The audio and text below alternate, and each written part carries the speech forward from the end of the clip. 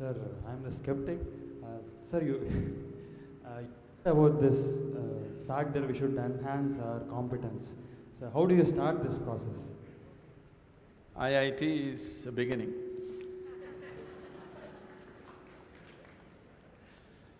So, what are you skeptical about? You don't believe competence will work in this world, is it? Corruption is also a certain kind of competence, anyway. That was supposed to be a joke. Huh? That was supposed to be a joke. Okay, that's supposed to be a joke. So, now, how do I enhance my competence? See, let's say you want to run on the field, let's say you want to run a race, you want to run 100 meters. It is not running that you have to work on right now, you have to work on your legs and lungs and muscle and everything, isn't it so?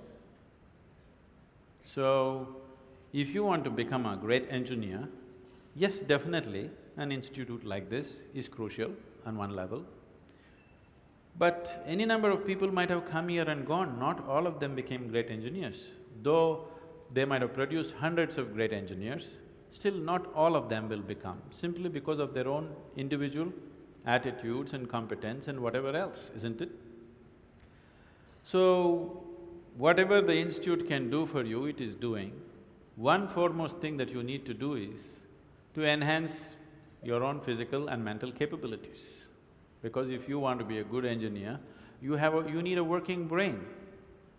Just having a degree of engineering may be a passport to a job, but it is not a passport to success, isn't it? So to have a working brain, which the engineering degree will not freeze. Usually lots of degrees, when people acquire degrees, they freeze their brains. They think they can… now they've finished using it and now they can rest it for the rest of their lives. It is not so. This is only to enhance your capability.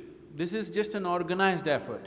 A school, a college, an institute is just an organized effort towards that, because each individual cannot craft it for himself.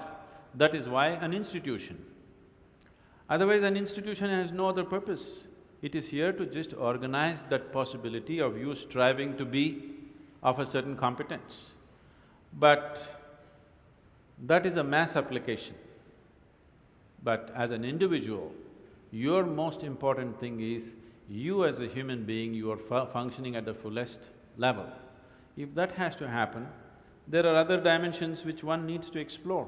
Unfortunately, though these sciences and technologies for inner well-being have been the mainstay of this culture for thousands of years, today we are largely losing it for various reasons, because we want to imitate somebody else. We don't want to imitate our grandfather Topiwala anymore.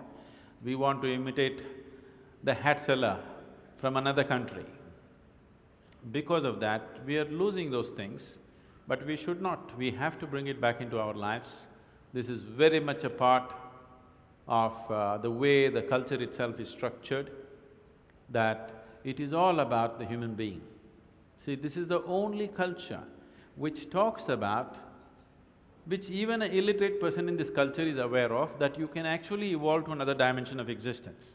Even if I go into a village and talk to an illiterate peasant who has not read anything, who doesn't know anything, who's not heard any of this stuff, even to him if I go, he will not ask me, give me a golden horse or something, he'll say, "Enakku mukti venum Swami." He's saying he wants ultimate liberation. Where did this fellow get this?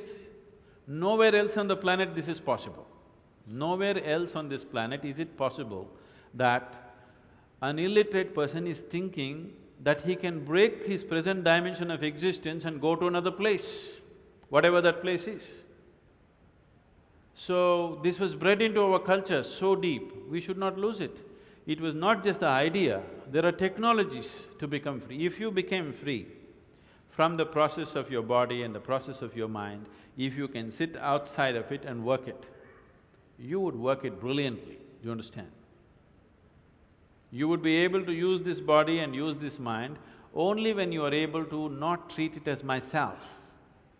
These are powerful instruments in your life. These instruments can be employed the way you want it. only when you have an outside access to it. Right now, you are a phenomenal computer, but you don't know where the keyboard is. When you can't think, you scratch this spot, that's not where it is. Do you see people? When they cannot think, they're thinking hard, they scratch here. It doesn't work like that. There are proper steps that one can take. It could be offered here if everybody is willing for that.